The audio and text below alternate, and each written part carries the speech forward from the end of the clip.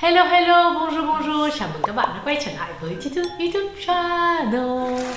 Video ngày hôm nay lại là một video unboxing. Mọi người thấy cái hộp này là một cái hộp màu đen đúng không? Packaging màu đen chứng tỏ là em nó đã không được mua ở Campong đúng không mọi người?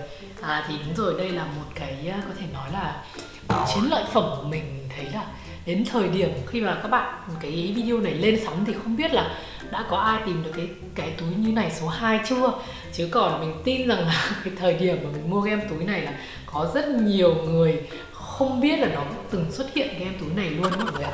Trước khi đi vào vấn đề chính của việc unboxing ngày hôm nay ấy, thì mình muốn nói đến một cái câu chuyện ngoài lề. Không biết là các bạn có để ý không ấy, nhưng mà thời gian gần đây ấy thì hầu như các cái cửa hàng của store Chanel ở khắp nơi trên thế giới, kiểu như là ở đâu cũng thế, cửa hàng Chanel nào đi nữa thì cái hàng dài, xếp rất là dài trước cửa. Thì một phần quan trọng nhất chính là bởi vì là Chanel liên tục lên giá. Trong cái thời gian 2 năm trở lại đây là Chanel lên giá liên tục. Và khi cái thời điểm mà cái video này phát ấy thì chắc chắn là Chanel đã tiếp tục đã từng tăng giá rồi. Thời gian vừa rồi ấy, thì cái việc mà tăng giá của Chanel như thế làm cho kiểu như là dân tình bị bấn loạn, kiểu như bắt buộc là phải trời ơi bây giờ mình không phải là bây giờ mình sở hữu thì bao giờ mình mới sở hữu được em đó là một. Và cái thứ hai đó là cái việc mà Covid, tức là cái thời gian gần đây thì cái việc dịch bệnh ấy làm cho chúng ta không thể đi lại được, không thể nào mà du lịch được nhiều nữa, thì cái việc mà sử dụng tiền vào những cái món đồ xa xỉ phẩm nó trở thành một cái kiểu như là một cái nhu cầu chứ không còn phải là một cái niềm thích thú như ngày xưa nữa. là nó tăng lên một cái cấp bậc thứ hai. Không biết là mình sẽ diễn tả như thế thì mọi người có hiểu ý mình không, nhưng mà đấy không phải là do mình nói ra nhé, đấy là do đấy là do tất cả những cái người ta gọi là những cái nghiên cứu, những cái ethics người ta đưa ra là như thế. Thì đó cũng là lý do vì sao mà hầu như không phải chỉ có Chanel, Louis Vuitton thì từ trước rồi, từ trước nay, từ rất lâu rồi, lúc nào cũng có kill ở đằng trước. Đấy là cái politic của Louis Vuitton. Họ thích như thế, họ thích làm cái việc mà luôn có một cái kiểu như là một cái sự design, tức là rất là mạnh mẽ ở đấy, là người ta muốn sở hữu đồ của Louis Vuitton thì mọi người phải kiểu như là rất là give yourself cho cái việc đó. Thì Chanel thì mới gần đây thôi, thực ra thương hiệu Chanel thì vì trước đây nó có quá đắt đi, quần áo trước đây nó đã quá đắt, bây giờ nó cũng còn quá đắt hơn nữa. Và cái việc tăng giá như vậy thì làm cho những cái món đồ Chanel mà mình sở hữu nó trở nên có giá trị hơn. Thì đó cũng chính là lý do vì sao mà bây giờ hầu như là tất cả các cửa hàng Chanel ở khắp nơi trên thế giới đều có một cái hàng dài vô tận mỗi lần để bước vào một thương hiệu, một cửa hàng. Thì để bước vào mua sắm ở thương hiệu Chanel ấy thì nó khá là kỳ công mọi người ạ. Thì gần đây thì có một cái thông tin Không thì không biết là fake news hay là sự thật ý, về cái phát ngôn của CEO của Chanel nói rằng là cô ấy không muốn có những cái queue dài như thế ở những cái store Asiatic, là những store ở châu Á. Thì cái phát ngôn này làm dấy lên một cái sự kiểu như là phẫn nộ, rồi những cái sự mà kiểu không đồng ý, không đồng tình. Thì ngay lập tức các bạn quy chụp vào là nào là racist, rồi nào là phân biệt cái nọ kia. Nhưng mà thực ra thì mình nghĩ rằng là khi mà người ta nói đến những cái store ở châu Á, bởi vì những cái store ở châu Á nó quá extreme. Ví dụ như là cái trường hợp mà ở Korea, là ở Hàn Quốc chẳng hạn, người ta phải xếp hàng 14 tiếng đồng hồ. Ở châu Âu nó không có những cái chuyện đấy, nó có là hàng dài thật sự, nhưng nó không có đến cái mức độ mà phải xếp hàng đến 14-15 tiếng đồng hồ. Mình không biết ở châu Mỹ như thế nào, nhưng mình có thể là mình chưa biết đến thôi. Thì bạn của mình cũng nói với mình là chị ơi, ở châu Mỹ cũng đầy ở Mỹ, ở Cali này đi xếp hàng cũng dài ơi là dài. Nhưng mà mình nghĩ là nó không có những cái trường hợp mà phải trả tiền người để xếp hàng, rồi từ những đêm trước ngủ ở đó, cắm trại ở đó. Như ở châu Á thì khi là người ta nói đến cái việc đấy, người ta thấy cái việc đó nó extreme quá thì người ta đặt nó ra làm cái kiểu như là một cái mục tiêu đầu tiên, chứ không phải là lý do vì sao mà người ta nói đến cái việc mà vì ở châu Á thì mình phải cấm mua đồ hiệu hay chứ không phải như thế. Mình không tin như vậy, bởi vì thực ra hiện nay ấy, nói thật với các bạn, khách hàng châu Á chính là một cái thị trường, châu Á chính là thị trường tiềm năng nhất của tất cả các thương hiệu luxury. Everyone, tất cả các thương hiệu đều nhắm tới thị trường châu Á. Bởi vì nói thật ra mà nói ấy, dân giàu nước mạnh không bằng là cái độ đi chơi hàng hiệu của người châu Á đâu mọi người. Cho nên là mình thấy rằng trong cái câu chuyện này nó không nếu như mà cái news này ấy, nếu như mà cái tin nhắn này có mà là một cái sự thật đi nữa ấy, thì mình thấy hoàn toàn đồng ý với cả cô ấy. Không phải là mình bỏ qua cái chuyện là store châu Á hay là store châu Âu hay là store nào cũng thế thôi, vì ngay kể cả ở châu Âu khi mà các bạn đi qua tất cả các thương hiệu, tất cả những cái boutique store của Chanel ấy, thì các bạn cũng thấy hàng dài vô kể, mà các bạn có biết không, chẳng có một cái người giàu nào mà lại phải xếp hàng đi mua đồ cả mọi người ạ. Mọi người hiểu không, đấy là một cái điều mà không thể xảy ra.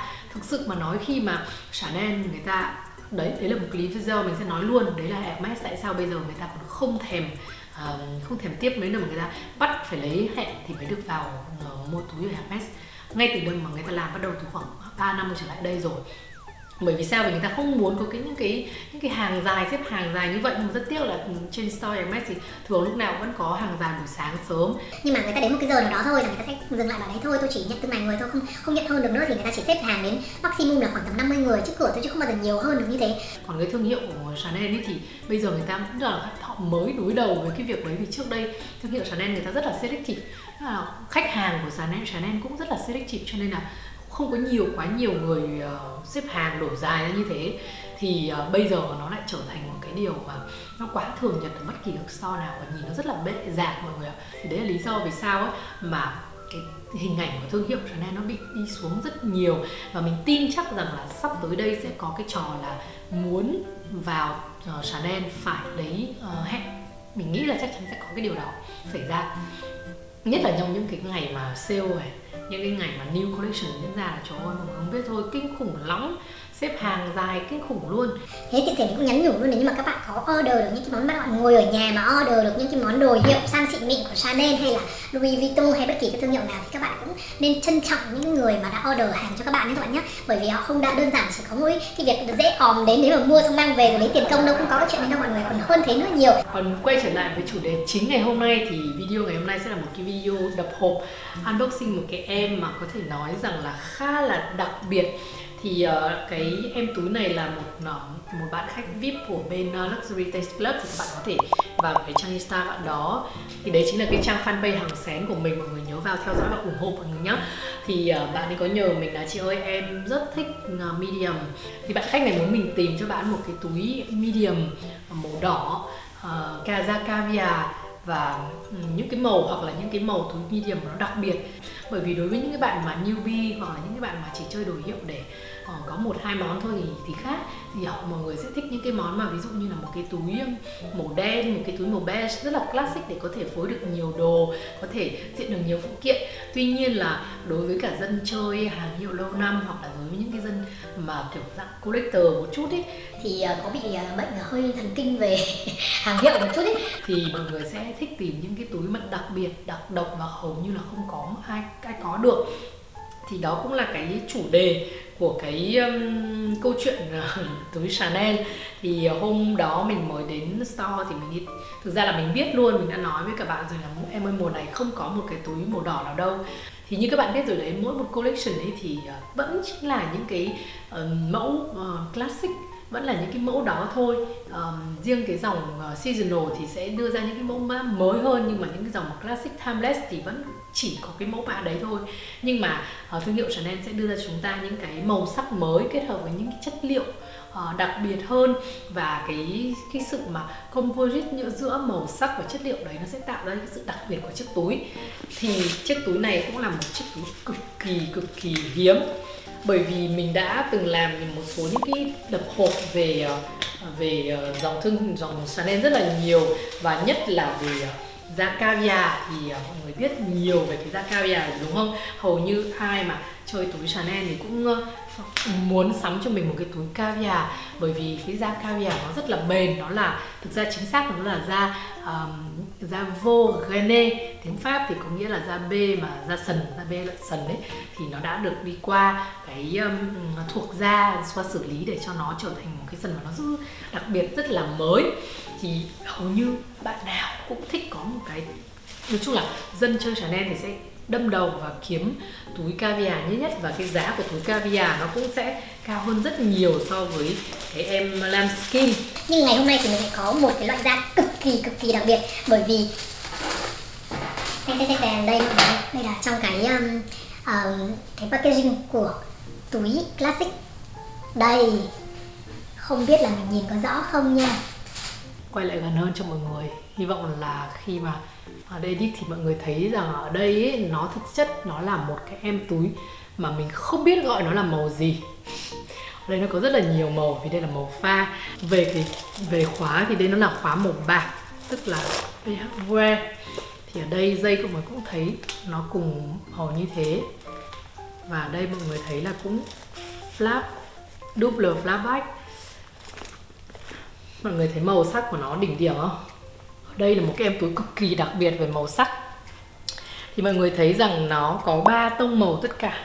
Một đấy là tông màu xám, hai là tông màu xanh, xanh rêu, và ba là tông màu ánh bạc. Đấy là lý do vì sao mà cái em túi này mình không biết nó là màu gì. Nó còn nhìn thấy thậm chí thỉnh thoảng còn thấy hơi tím tím nữa cơ. Thực ra nó là màu xám, nhưng mà kết hợp với cả màu ánh bạc, nó tạo ra những cái sự chuyển động về màu sắc rất là đặc biệt. Và cái này mọi người cũng thấy là cái quả trám của nó rất là căng phồng đó, mà nó lại cần hơi aiguisé một chút, hơi ánh một chút. Thì cái việc ánh bạc này cộng với cả màu xám, xám tím ấy, đấy thì nó làm cho cái màu sắc nó trở nên rất là độc lạ luôn. Thì đây cũng là lý do vì sao mà mình làm cái móng màu này để có ý định đập hộp cái này. Bởi vì mình nói với cả bạn là em ơi, cái túi này Quá đẹp, chị bắt buộc phải unbox để quay cho mọi người thấy cái túi này. Tức là mọi người tưởng tượng là khi mà mình nhìn thấy cái túi này một cái, đầu tiên là mình có 3 lựa chọn. Một là lựa chọn màu hồng nhạt, hai là màu xám xanh. Nói chung là màu xanh green đang rất là hot bây giờ. Thì mình đầu tiên là mình chọn hai cái màu hồng và màu xanh green đấy. Nhưng mà sau khi mà mình nhìn thấy cái túi này phát ấy, ôi, coi như là mình lặng lẽ luôn, mình nhìn cái túi này mà trời ơi, nếu như mà không chốt cái túi này thì chắc chắn là sẽ ân hận, cực kỳ ân hận, bởi vì nó sẽ không xuất hiện lần thứ hai nữa đâu mọi người, chắc chắn luôn. Bởi vì sao? Cái sự đặc biệt ở cái túi này nó chính là cái da, chất liệu da của nó mọi người. Đây, không biết mọi người nhìn có rõ không? Đây chính là da vô, nhưng không phải vô Gene mà là vô aiguisé. Tức là cái này nó không phải là cái loại da sần mà là da vô ánh. Thì mọi người biết rằng là khi mà dùng da lambskin là da cừu thì mình kiểu như là bị một cái vấn đề là nó rất là khó chiều, nó dễ bị xước, nó khó đảm bảo, bởi vì nó là da lambskin. Nhưng mà bù lại ở cái da lambskin đấy là cái sự mềm mại và nhẹ tênh của cái da lambskin, nó rất là mịn màng luôn mọi người. Những cái túi khác mà mình có thì đã có rất nhiều túi mà da lambskin rồi, thì đấy là lý do vì sao. Còn cái da caviar ấy thì là một cái da mà nó không hề thay đổi, da vô. Thề với các bạn là nếu như mà các bạn, mình quên mất không có cái túi, đợi một chút thì lấy cái túi kia. A few moments later. Đây là cái túi mà da caviar đấy mọi người. Thề với mọi người luôn là 2 năm nay mình xài cái túi này nhiều kinh khủng, có khi là hầu như ngày nào cũng xách nó. Và đây là cái túi mà da vô cùng một loại da nhưng mà cách xử lý hoàn toàn khác nhau, nhưng cả hai thì nó đều rất là bền. Da này 2 năm rồi mà nhìn trông vẫn lúc nào cũng như mới. Đây là mình còn chưa có clean nhá, đang tính là mai mốt phải đi clean. Cái form nó không thay đổi. Thì mọi người thấy rằng là cái túi này là cái túi da vô này ấy, thì nhìn nó mềm mại hơn rất nhiều so với cả cái da Gene này. Đó, đấy là một cái mà có thể nói rằng chính cái em da này ấy là một cái em da cực kỳ đặc biệt. Nó là cái sự kiểu như là một cái sự lựa chọn ở giữa caviar và lambskin. Vẫn có sự bền bỉ, chặt chẽ và mới bền lâu cùng với thời gian, nhưng mà vẫn có được cái sự mềm mại của da lambskin. Tất nhiên là không thể nào mà mềm hẳn như da lambskin được, nhưng mà nhìn trông nó vẫn nhẹ nhàng, nó không bị béo phì như là cái túi như là cái da caviar. Cùng một cái túi này thôi, cùng một cái mẫu medium này thôi, nhưng mà chắc chắn là da caviar thì trông sẽ béo hơn và to hơn rất là nhiều so với cả cái này. Đó mọi người ạ. Thì đây mình muốn đặc biệt nhấn mạnh về cái da này của cái em túi này. Em túi này đối với mình là một cái em túi mà quá đỉnh luôn, bởi vì cái sự kết hợp giữa leather của nó, cái leather rất là đặc biệt cùng với màu sắc. Thì mọi người, cái này mọi người mặc bất kỳ một cái gì lên nó cũng sẽ đẹp, bởi vì bản thân nó đã là một cái túi nhiều màu nhưng lại toàn là những cái màu đặc sắc ấy, những cái màu mà kiểu như nó rất là độc và lạ.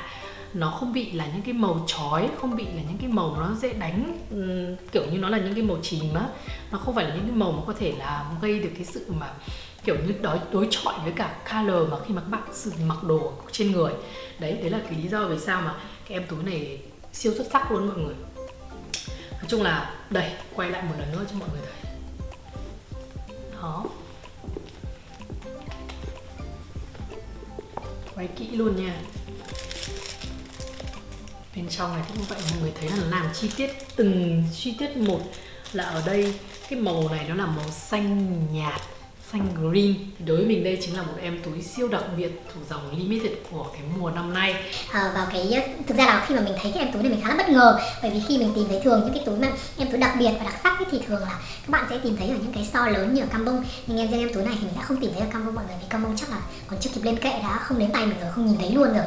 Đó thì mọi người thấy luôn là một cái sự rất là đặc biệt. Em túi này thì là nó không có cái blister, bởi vì nó là một cái em túi ở trên kệ.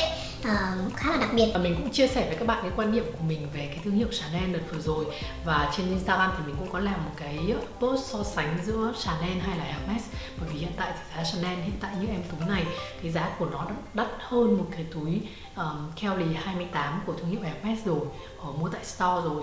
Nhưng mà tại sao chúng ta vẫn mua Chanel mặc dù cái giá mà reseller của thị trường nó không đắt bằng cái túi Hermes? Và bây giờ đến thời điểm này thì mình có thể nói với các bạn là nếu mà so sánh cái việc mà mua một cái em túi Chanel khó như thế em túi Hermes thì không đúng, nhưng nó khá là vất vả. Thực sự với các bạn là không phải đơn giản mà các bạn có được một cái túi như thế này theo cái kiểu mà các bạn mong muốn và đúng cái ý của các bạn, và nó lại có một cái ngay lập tức ở store thì điều đấy không có, nhiều khi phải chờ rất lâu. Và hơn nữa ấy, thì bây giờ mọi người cũng biết rằng là ở Chanel mỗi một người chỉ được phép mua 2 cái túi trong vòng 1 năm thôi. Có nghĩa là sao? Có nghĩa là kể cả bạn có thích đi nữa, mỗi một mùa đều ra một cái túi đẹp thì bạn phải làm sao đây? Thì thực sự nói với các bạn là cái việc mà mua một cái túi Chanel bây giờ nó khó khăn và vất vả, chứ nó không phải là đơn giản nữa. Thì liệu các bạn có chuyển từ Hermes sang Chanel hay không? Câu trả lời của mình thì mình chưa tìm ra được mọi người ạ. Bởi vì hiện tại bây giờ thì mình vẫn thường xuyên buôn ngược. Khi mà mỗi lần mà cũng phải đi mua đồ túi Chanel như thế này ấy, thì không biết bao nhiêu lần đã bị buôn ngược mất rồi. Nhưng mà hy vọng là trong cái thời gian tới đây mình sẽ không bị buôn ngược nữa, và để còn kiếm nhiều tiền và còn làm nhiều video clip cho các bạn nữa. Ok, video này thì kết thúc tại đây rồi. Hẹn gặp lại các bạn ở trong những cái video clip sắp tới. Cảm ơn các bạn đã theo dõi đến tận giờ phút này, và nhớ comment phía bên dưới cho mình biết là bạn xem đến tận bây giờ nhá. Bizu.